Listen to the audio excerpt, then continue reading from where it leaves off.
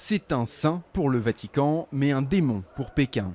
Auguste Chapdelaine était un missionnaire catholique français venu en Chine au XIXe siècle pour évangéliser le sud du pays et arrêté pour avoir fomenté une rébellion, d'après les autorités de l'époque.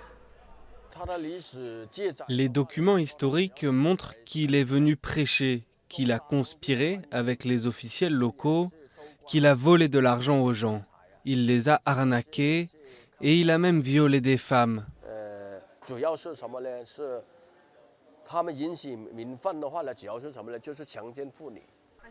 Des accusations sans base historique, selon les spécialistes indépendants.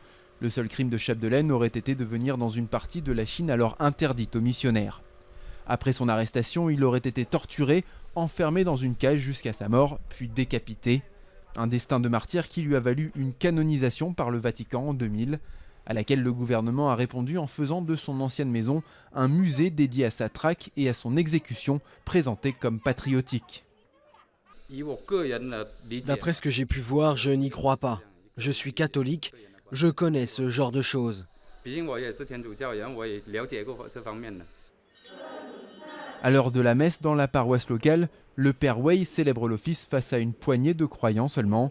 Difficile selon lui de remplir les bancs de l'église dans un tel contexte. Nous sommes très mal connus du public.